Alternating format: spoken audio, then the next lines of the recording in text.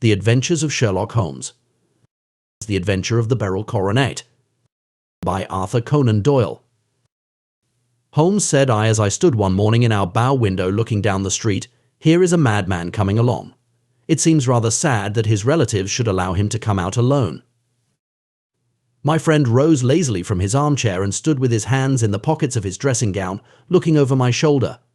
It was a bright, crisp February morning, and the snow of the day before still lay deep upon the ground, shimmering brightly in the wintry sun.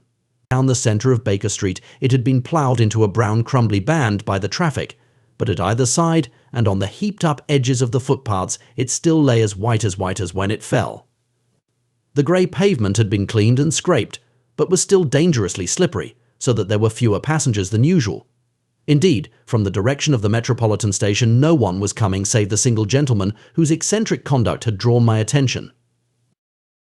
He was a man of about 50, tall, portly, and imposing, with a massive, strongly marked face and a commanding figure. He was dressed in a sombre yet rich style, in black frock coat, shining hat, neat brown gaiters, and well-cut pearl grey trousers. Yet his actions were in absurd contrast to the dignity of his dress and features, for he was running hard, with occasional little springs, such as a weary man gives who is little accustomed to set any tax upon his legs. As he ran he jerked his hands up and down, waggled his head, and writhed his face into the most extraordinary contortions. "What on earth can be the matter with him?" I asked. "He is looking up at the numbers of the houses." "I believe that he is coming here," said Holmes, rubbing his hands. "Here?" "Yes, I rather think he is coming to consult me professionally. I think that I recognize the symptoms." "Ha! Did I not tell you?" As he spoke, the man, puffing and blowing, rushed at our door and pulled at our bell until the whole house resounded with the clanging. A few moments later he was in our room, still puffing, still gesticulating, but with so fixed a look of grief and despair in his eyes that our smiles were turned in an instant to horror and pity. For a while he could not get his words out, but swayed his body and plucked at his hair like one who has been driven to the extreme limits of his reason. Then, suddenly springing to his feet, he beat his head against the wall with such force that we both rushed upon him and tore him away to the center of the room. Sherlock Holmes pushed him down into the easy chair and, sitting beside him, patted his hand and chatted with him in the easy, soothing tones which he knew so well how to employ. "You have come to me to tell your story, have you not?" said he. "You are fatigued with your haste.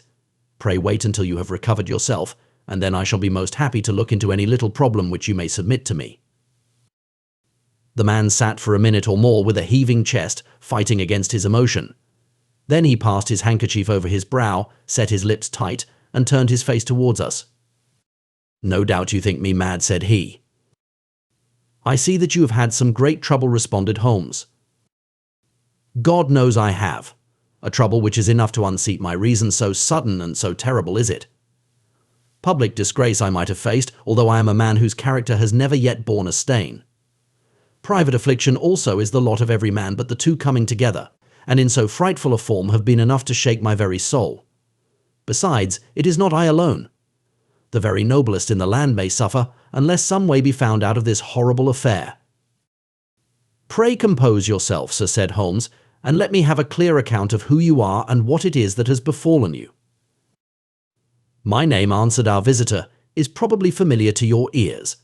I am Alexander Holder, of the banking firm of Holder Stevenson, of Threadneedle Street." The name was indeed well known to us as belonging to the senior partner in the second largest private banking concern in the City of London. What could have happened, then, to bring one of the foremost citizens of London to this most pitiable pass? We waited, all curiosity, until with another effort he braced himself to tell his story. "I feel that time is of value," said he. "That is why I hastened here when the police inspector suggested that I should secure your cooperation. I came to Baker Street by the Underground and hurried from there on foot, for the cabs go slowly through this snow. That is why I was so out of breath, for I am a man who takes very little exercise. I feel better now, and I will put the facts before you as shortly and yet as clearly as I can. It is, of course, well known to you that in a successful banking business as much depends upon our being able to find remunerative investments for our funds as upon our increasing our connection and the number of our depositors. One of our most lucrative means of laying out money is in the shape of loans. where the security is unimpeachable. We have done a good deal in this direction during the last few years, and there are many noble families to whom we have advanced large sums upon the security of their pictures, libraries, or plate. Yesterday morning I was seated in my office at the bank when a card was brought in to me by one of the clerks. I started when I saw the name, for it was that of none other than Well. Perhaps even to you I had better say no more than that it was a name which is a household word all over the earth, one of the highest, noblest, most exalted names in England. I was overwhelmed by the honor and attempted, when he entered, to say so. But he plunged at once into business with the air of a man who wishes to hurry quickly through a disagreeable task. "Mr. Holder," said he, "I have been informed that you are in the habit of advancing money."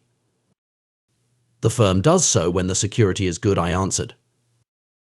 "It is absolutely essential to me," said he, "that I should have PS 50,000 at once. I could, of course, borrow so trifling a sum 10 times over from my friends. But I much prefer to make it a matter of business and to carry out that business myself. In my position you can readily understand that it is unwise to place one's self under obligations." "For how long, may I ask, do you want this sum?" I asked. "Next Monday I have a large sum due to me, and I shall then most certainly repay what you advance, with whatever interest you think it right to charge. But it is very essential to me that the money should be paid at once." "I should be happy to advance it without further parley from my own private purse," said I, "were it not that the strain would be rather more than it could bear.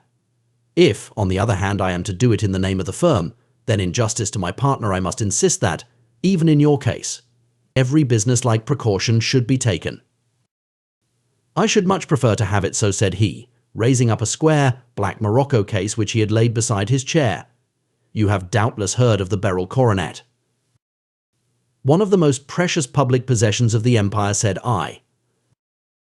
Precisely. He opened the case, and there, embedded in soft, flesh-colored velvet, lay the magnificent piece of jewelry which he had named. "There are 39 enormous barrels," said he, "and the price of the gold chasing is incalculable. The lowest estimate would put the worth of the coronet at double the sum which I have asked. I am prepared to leave it with you as my security." I took the precious case into my hands and looked in some perplexity from it to my illustrious client. "You doubt its value?" he asked. "Not at all. I only doubt the propriety of my leaving it. You may set your mind at rest about that. I should not dream of doing so were it not absolutely certain that I should be able in 4 days to reclaim it. It is a pure matter of form. Is the security sufficient? Ample? You understand, Mr. Holder, that I am giving you a strong proof of the confidence which I have in you, founded upon all that I have heard of you. I rely upon you not only to be discreet and to refrain from all gossip upon the matter, but, above all, to preserve this coronet with every possible precaution, because I need not say that a great public scandal would be caused if any harm were to befall it. Any injury to it would be almost as serious as its complete loss, for there are no Beryls in the world to match these, and it would be impossible to replace them. I leave it with you, however, with every confidence, and I shall call for it in person on Monday morning." Seeing that my client was anxious to leave, I said no more, but, calling for my cashier, I ordered him to pay over 50 PS 1000 notes. When I was alone once more, however, with the precious case lying upon the table in front of me, I could not but think with some misgivings of the immense responsibility which it entailed upon me. There could be no doubt that, as it was a national possession, a horrible scandal would ensue if any misfortune should occur to it. I already regretted having ever consented to take charge of it.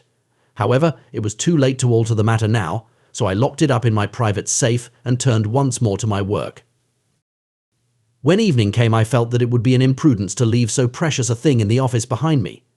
Bankers' safes had been forced before now, and why should not mine be? If so, how terrible would be the position in which I should find myself. I determined, therefore, that for the next few days I would always carry the case backward and forward with me, so that it might never be really out of my reach. With this intention, I called a cab and drove out to my house at Streatham, carrying the jewel with me. I did not breathe freely until I had taken it upstairs and locked it in the bureau of my dressing room. And now a word as to my household, Mr. Holmes, for I wish you to thoroughly understand the situation. My groom and my page sleep out of the house, and may be set aside altogether. I have 3 maidservants who have been with me a number of years, and whose absolute reliability is quite above suspicion. Another, Lucy Parr, the second waiting maid, has only been in my service a few months. She came with an excellent character, however, and has always given me satisfaction. She is a very pretty girl and has attracted admirers who have occasionally hung about the place. That is the only drawback which we have found to her, but we believe her to be a thoroughly good girl in every way. So much for the servants. My family itself is so small that it will not take me long to describe it. I am a widower and have an only son, Arthur. He has been a disappointment to me. Mr. Holmes, a grievous disappointment.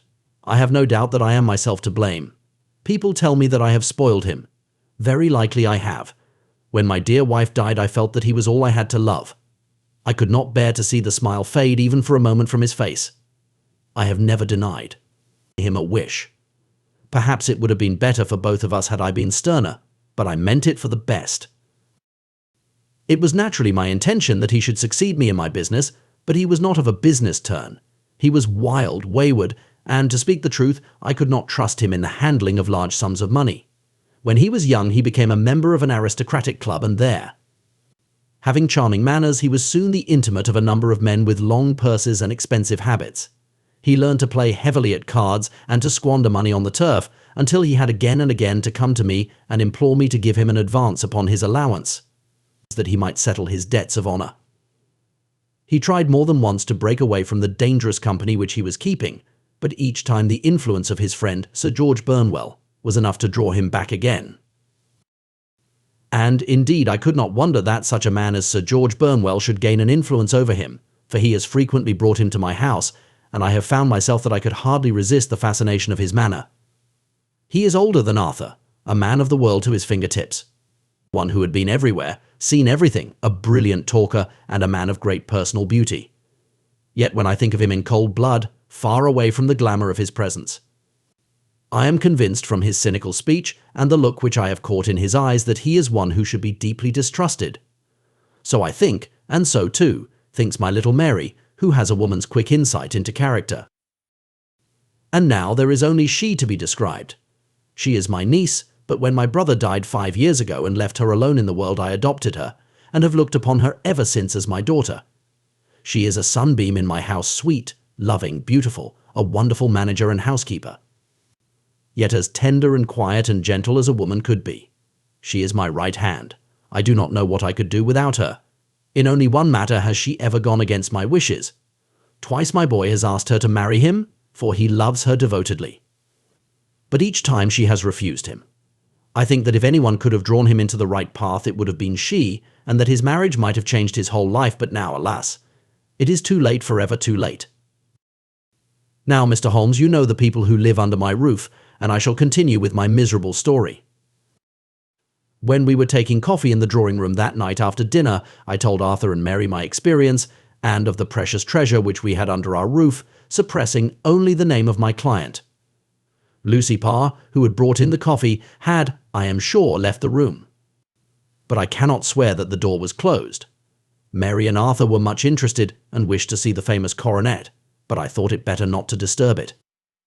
"Where have you put it?" asked Arthur. "In my own bureau." "Well, I hope to goodness the house won't be burgled during the night," said he. "It is locked up," I answered.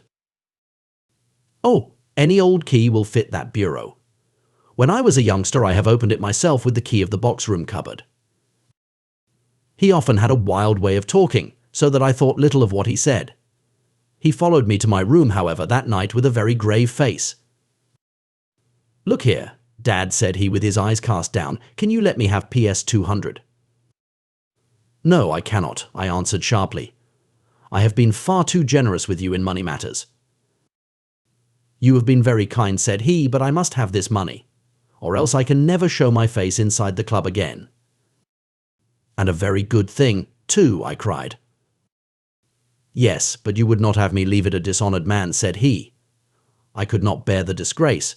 I must raise the money in some way, and if you will not let me have it, then I must try other means." I was very angry, for this was the third demand during the month.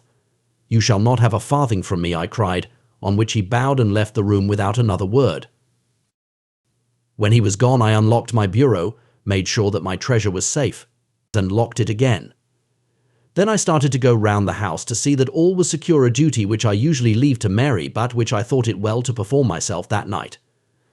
As I came down the stairs, I saw Mary herself at the side window of the hall, which she closed and fastened as I approached.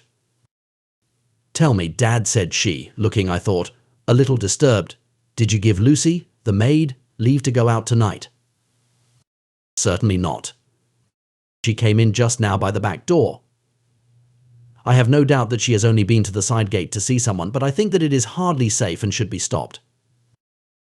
You must speak to her in the morning, or I will, if you prefer it. Are you sure that everything is fastened?"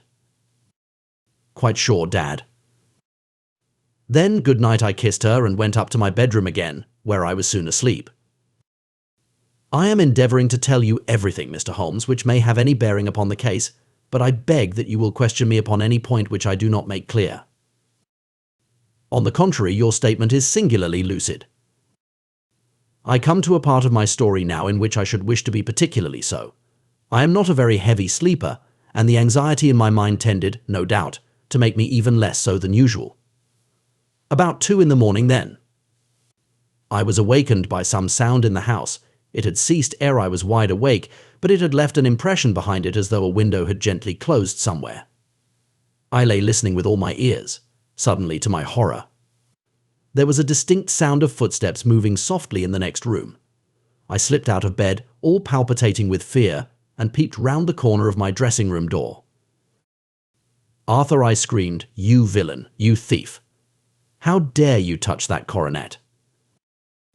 The gas was half up, as I had left it, and my unhappy boy, dressed only in his shirt and trousers, was standing beside the light, holding the coronet in his hands. He appeared to be wrenching at it, or bending it with all his strength. At my cry, he dropped it from his grasp and turned as pale as death. I snatched it up and examined it. One of the gold corners, with 3 of the Beryls in it, was missing. "You blackguard," I shouted, beside myself with rage. "You have destroyed it. You have dishonoured me forever. Where are the jewels which you have stolen?" "Stolen?" he cried. "Yes, thief," I roared, shaking him by the shoulder. "There are none missing." "There cannot be any missing," said he. "There are 3 missing, and you know where they are. Must I call you a liar as well as a thief? Did I not see you trying to tear off another piece?" "You have called me names enough," said he. "I will not stand it any longer. I shall not say another word about this business, since you have chosen to insult me. I will leave your house in the morning and make my own way in the world." "You shall leave it in the hands of the police," I cried, half mad with grief and rage. "I shall have this matter probed to the bottom." "You shall learn nothing from me," said he, with a passion such as I should not have thought was in his nature. "If you choose to call the police, let the police find what they can." By this time the whole house was astir, for I had raised my voice in my anger. Mary was the first to rush into my room, and at the sight of the coronet and of Arthur's face, she read the whole story, and, with a scream, fell down senseless on the ground. I sent the housemaid for the police and put the investigation into their hands at once. When the inspector and a constable entered the house, Arthur, who had stood sullenly with his arms folded, asked me whether it was my intention to charge him with theft. I answered that it had ceased to be a private matter, but had become a public one, since the ruined coronet was national property. I was determined that the law should have its way in everything. "At least," said he, "you will not have me arrested at once. It would be to your advantage as well as mine if I might leave the house for 5 minutes. That you may get away, or perhaps that you may conceal what you have stolen," said I. And then, realizing the dreadful position in which I was placed, I implored him to remember that not only my honour, but that of one who was far greater than I was at stake, and that he threatened to raise a scandal which would convulse the nation. He might avert it all if he would but tell me what he had done with the 3 missing stones.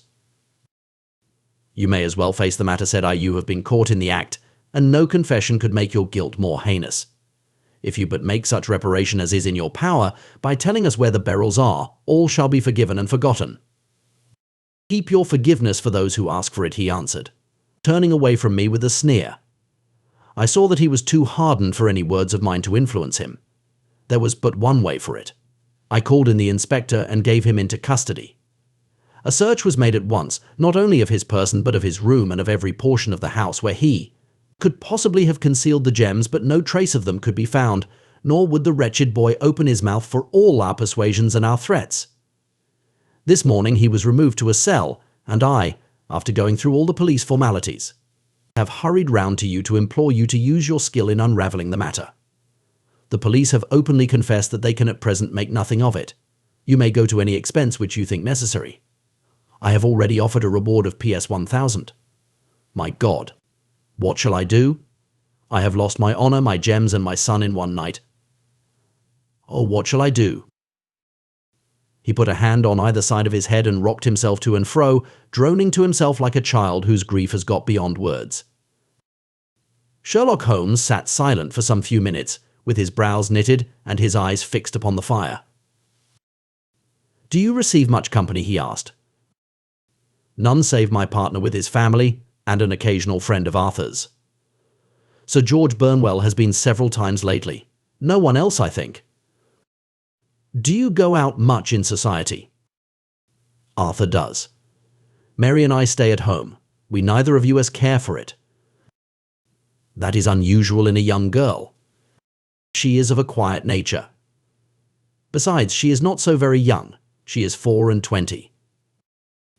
This matter, from what you say, seems to have been a shock to her also." "Terrible. She is even more affected than I." "You have neither of you any doubt as to your son's guilt." "How can we have, when I saw him with my own eyes with the coronet in his hands?" "I hardly consider that a conclusive proof. Was the remainder of the coronet at all injured?" "Yes, it was twisted." "Do you not think, then, that he might have been trying to straighten it?" "God bless you. You are doing what you can for him and for me. But it is too heavy a task. What was he doing there at all? If his purpose were innocent, why did he not say so?" "Precisely. And if it were guilty, why did he not invent a lie? His silence appears to me to cut both ways.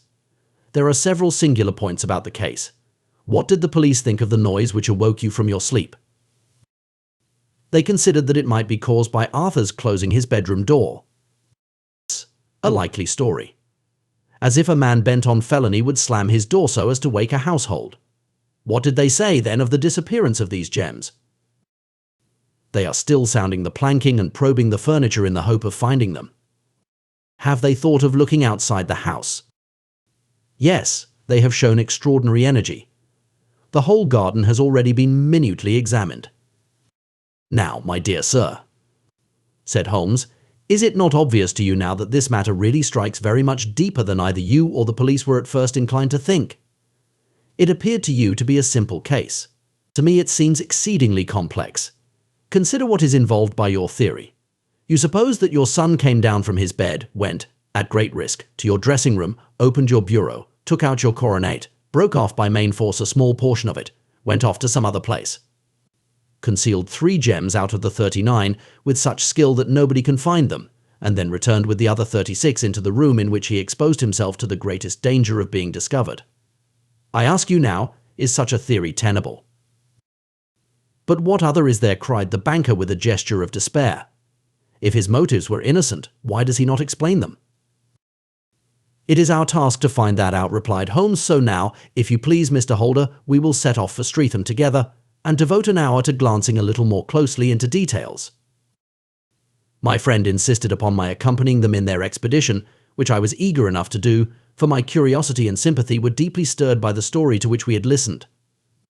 I confess that the guilt of the banker's son appeared to me to be as obvious as it did to his unhappy father, but still I had such faith in Holmes' judgment that I felt that there must be some grounds for hope as long as he was dissatisfied with the accepted explanation.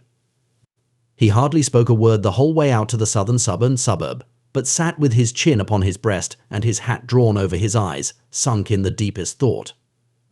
Our client appeared to have taken fresh heart at the little glimpse of hope which had been presented to him, and he even broke into a desultory chat with me over his business affairs.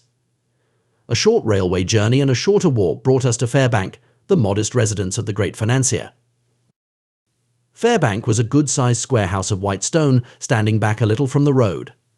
A double-carriage sweep with a snow-clad lawn stretched down in front to two large iron gates which closed the entrance. On the right side was a small wooden thicket, which led into a narrow path between two neat hedges stretching from the road to the kitchen door and forming the tradesman's entrance. On the left ran a lane which led to the stables, and was not itself within the grounds at all, being a public, though little used, thoroughfare. Holmes left us standing at the door and walked slowly all round the house, across the front, down the tradesman's path, and so round by the garden behind into the stable lane. So long was he that Mr. Holder and I went into the dining room and waited by the fire until he should return. We were sitting there in silence when the door opened and a young lady came in. She was rather above the middle height, slim, with dark hair and eyes which seemed the darker against the absolute pallor of her skin. I do not think that I have ever seen such deadly paleness in a woman's face. Her lips, too, were bloodless, but her eyes were flushed with crying. As she swept silently into the room, she impressed me with a greater sense of grief than the banker had done in the morning, and it was the more striking in her as she was evidently a woman of strong character with immense capacity for self-restraint. Disregarding my presence, she went straight to her uncle and passed her hand over his head with a sweet womanly caress. "You have given orders that Arthur should be liberated, have you not, Dad?" she asked. "No, no, my girl. The matter must be probed to the bottom. But I am so sure that he is innocent. You know what woman's instincts are. I know that he has done no harm and that you will be sorry for having acted so harshly. Why is he silent, then, if he is innocent? Who knows? Perhaps because he was so angry that you should suspect him. How could I help suspecting him when I actually saw him with the coronet in his hand?" "Oh, but he had only picked it up to look at it." "Oh, do take my word for it that he is innocent. Let the matter drop and say no more. It is so dreadful to think of our dear Arthur in prison." "I shall never let it drop until the gems are found, never, Mary. Your affection for Arthur blinds you as to the awful consequences to me. Far from hushing the thing up, I have brought a gentleman down from London to inquire more deeply into it." "This gentleman?" she asked, facing round to me. "No, his friend. He wished us to leave him alone. He is round in the stable lane now." "The stable lane?" She raised her dark eyebrows. "What can he hope to find there?" "Ah, this, I suppose, is he. I trust, sir, that you will succeed in proving, what I feel sure is the truth, that my cousin Arthur is innocent of this crime. I fully share your opinion, and I trust with you that we may prove it," returned Holmes, going back to the mat to knock the snow from his shoes. "I believe I have the honor of addressing Miss Mary Holder. Might I ask you a question or two?" "Pray do, sir, if it may help to clear this horrible affair up." "You heard nothing yourself last night?" "Nothing, until my uncle here began to speak loudly. I heard that and I came down." "You shut up the windows and doors the night before. Did you fasten all the windows?" "Yes." "Were they all fastened this morning?" "Yes." "You have a maid who has a sweetheart. I think that you remarked to your uncle last night that she had been out to see him." "Yes, and she was the girl who waited in the drawing-room and who may have heard uncle's remarks about the coronet." "I see. You infer that she may have gone out to tell her sweetheart, and that the two may have planned the robbery." "But what is the good of all these vague theories?" cried the banker impatiently, "when I have told you that I saw Arthur with the coronet in his hands." "Wait a little, Mr. Holder. We must come back to that. About this girl, Miss Holder. You saw her return by the kitchen door, I presume?" "Yes, when I went to see if the door was fastened for the night, I met her slipping in. I saw the man, too, in the gloom." "Do you know him?" "Oh yes, he is the greengrocer who brings our vegetables round. His name is Francis Prosper." "He stood," said Holmes, "to the left of the door, that is to say, farther up the path than is necessary to reach the door." "Yes, he did." "And he is a man with a wooden leg." Something like fear sprang up in the young lady's expressive black eyes. "Why, you are like a magician," said she. How do you know that she smiled, but there was no answering smile in Holmes' thin, eager face? "I should be very glad now to go upstairs," said he. "I shall probably wish to go over the outside of the house again. Perhaps I had better take a look at the lower windows before I go up." He walked swiftly round from one to the other, pausing only at the large one which looked from the hall onto the stable lane. This he opened and made a very careful examination of the sill with his powerful magnifying lens. "Now we shall go upstairs," said he at last. The banker's dressing room was a plainly furnished little chamber, with a grey carpet, a large bureau, and a long mirror. Holmes went to the bureau first and looked hard at the lock. "Which key was used to open it?" he asked. "That which my son himself indicated, that of the cupboard of the lumber room." "Have you it here?" "That is it on the dressing table." Sherlock Holmes took it up and opened the bureau. "It is a noiseless lock," said he. "It is no wonder that it did not wake you. This case, I presume, contains the coronet. We must have a look at it." He opened the case, and taking out the diadem, he laid it upon the table. It was a magnificent specimen of the jeweller's art, and the 36 stones were the finest that I have ever seen. At one side of the coronet was a cracked edge, where a corner holding 3 gems had been torn away. "Now, Mr. Holder," said Holmes, "here is the corner which corresponds to that which has been so unfortunately lost. Might I beg that you will break it off?" The banker recoiled in horror. "I should not dream of trying," said he. "Then I will." Holmes suddenly bent his strength upon it, but without result. "I feel it give a little," said he, "but, though I am exceptionally strong in the fingers, it would take me all my time to break it. An ordinary man could not do it. Now, what do you think would happen if I did break it?" "Mr. Holder?" "There would be a noise like a pistol shot. Do you tell me that all this happened within a few yards of your bed, and that you heard nothing of it?" "I do not know what to think. It is all dark to me. But perhaps it may grow lighter as we go. What do you think, Miss Holder?" I confess that I still share my uncle's perplexity. "Your son had no shoes or slippers on when you saw him?" "He had nothing on save only his trousers and shirt." "Thank you.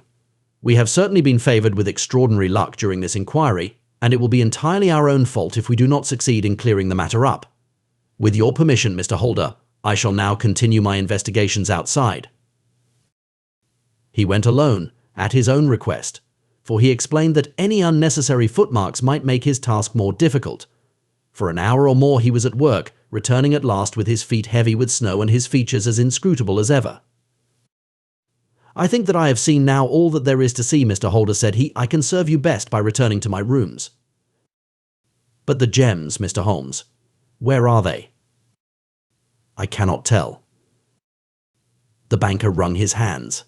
"I shall never see them again," he cried. "And my son, you give me hopes." "My opinion is in no way altered." "Then, for God's sake, what was this dark business which was acted in my house last night?" "If you can call upon me at my Baker Street rooms tomorrow morning between 9 and 10, I shall be happy to do what I can to make it clearer. I understand that you give me carte blanche to act for you, provided only that I get back the gems, and that you place no limit on the sum I may draw." "I would give my fortune to have them back." "Very good. I shall look into the matter between this and then. Goodbye. It is just possible that I may have to come over here again before evening." It was obvious to me that my companion's mind was now made up about the case, although what his conclusions were was more than I could even dimly imagine.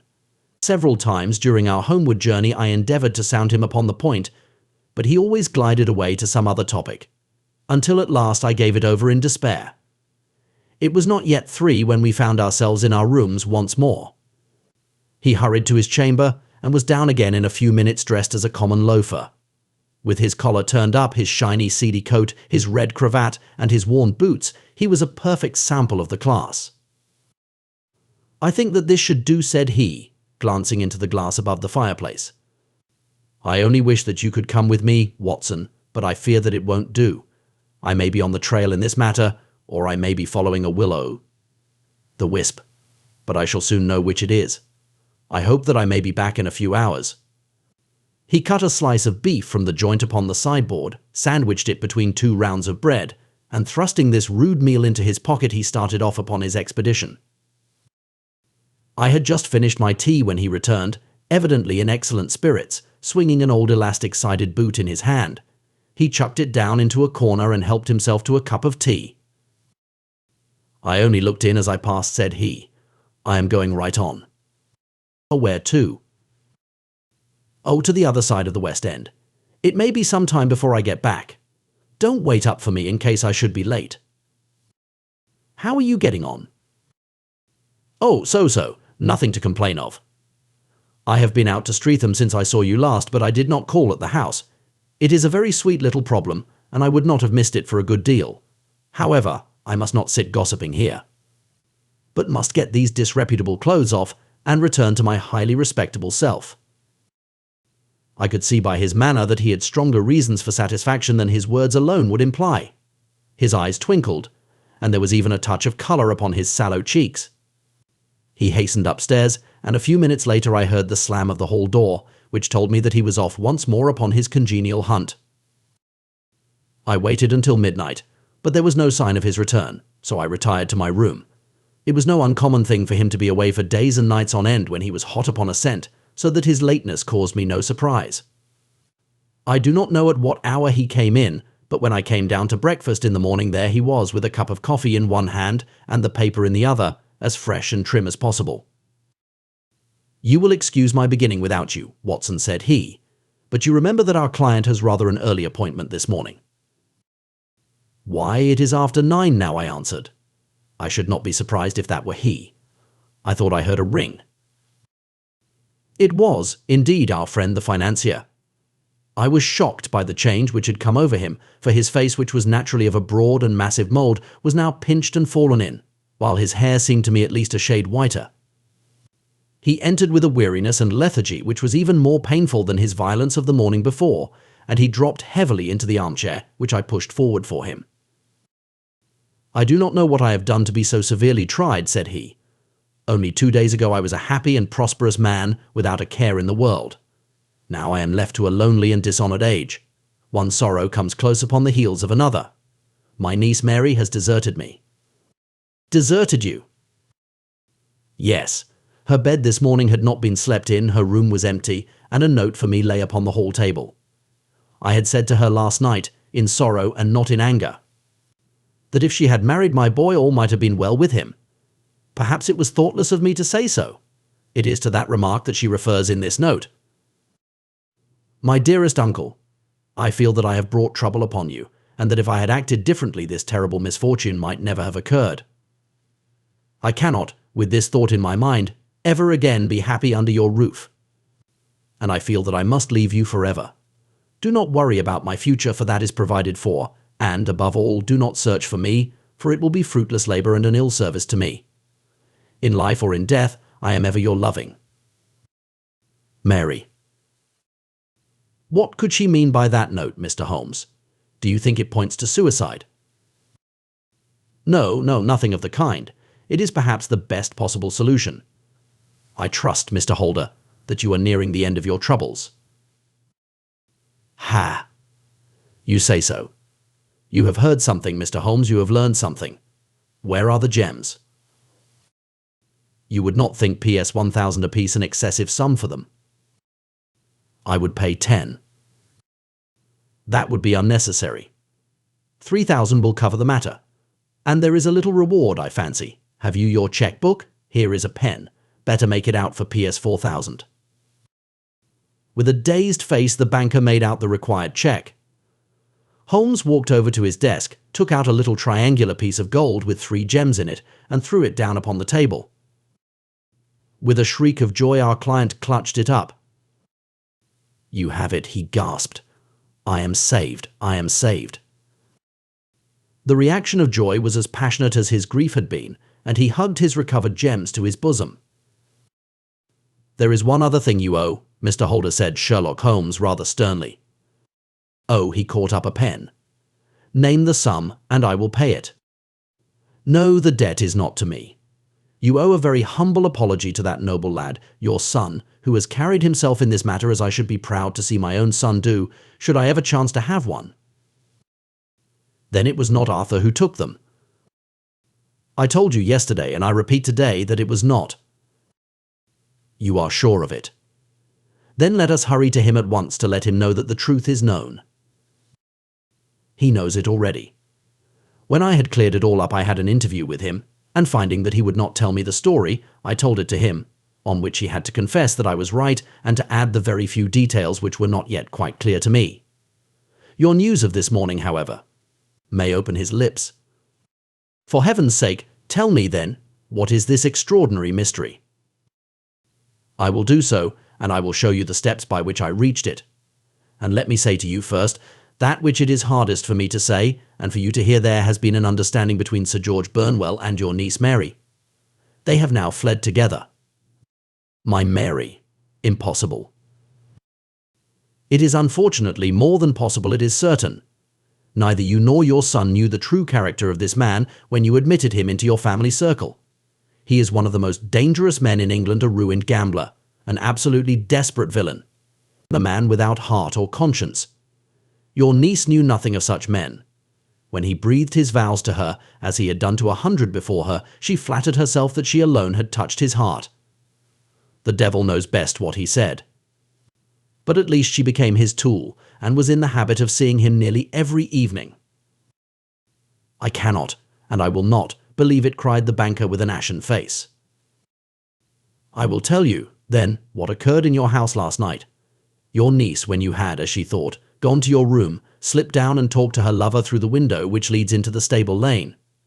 His footmarks had pressed right through the snow. So long had he stood there.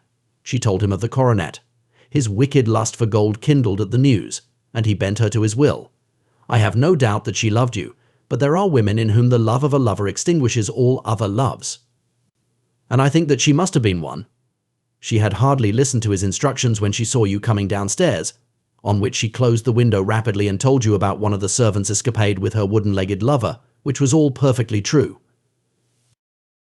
Your boy, Arthur, went to bed after his interview with you, but he slept badly on account of his uneasiness about his club debts. In the middle of the night he heard a soft tread pass his door, so he rose and, looking out, was surprised to see his cousin walking very stealthily along the passage until she disappeared into your dressing room. Petrified with astonishment, the lad slipped on some clothes and waited there in the dark to see what would come of this strange affair. Presently she emerged from the room again, and in the light of the passage lamp your son saw that she carried the precious coronet in her hands.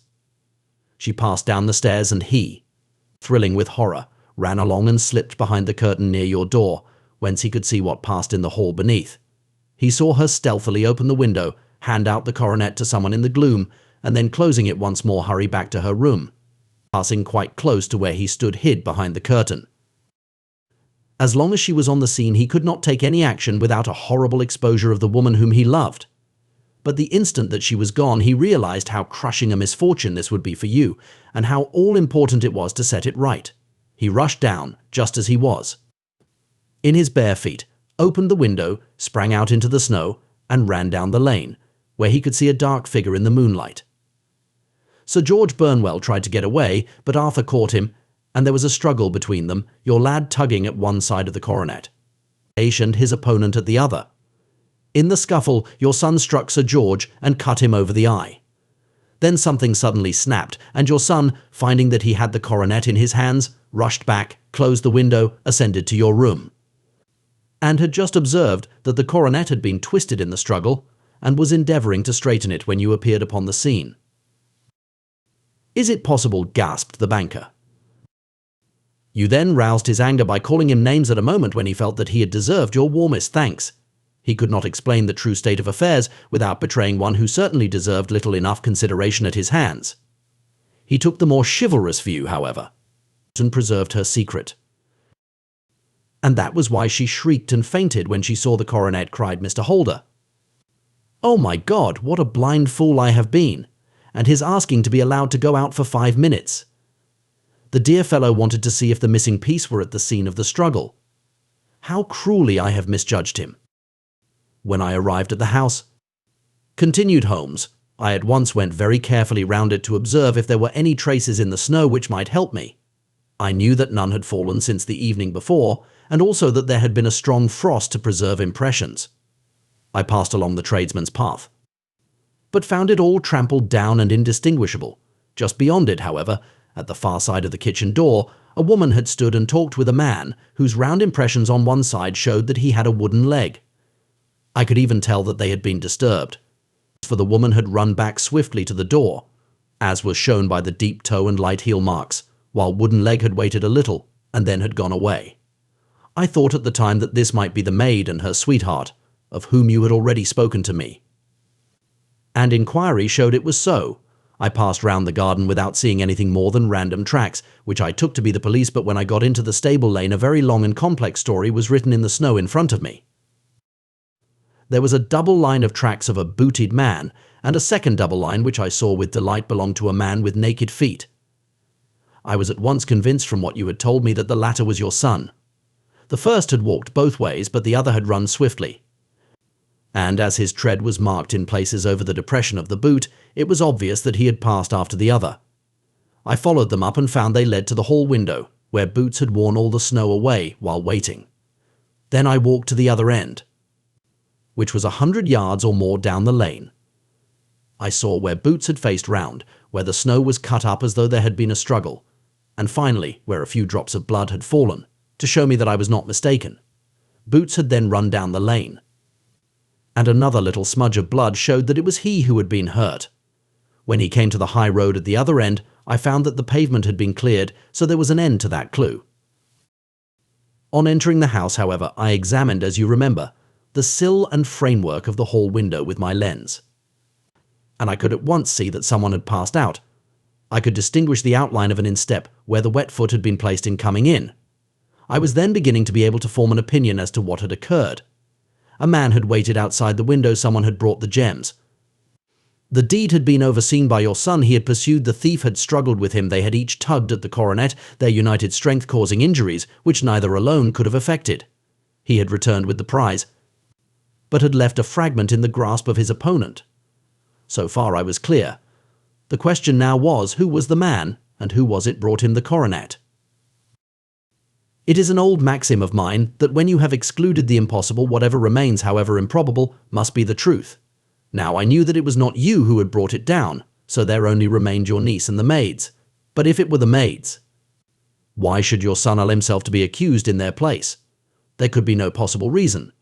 As he loved his cousin, however, there was an excellent explanation why he should retain her secret, the more so as the secret was a disgraceful one.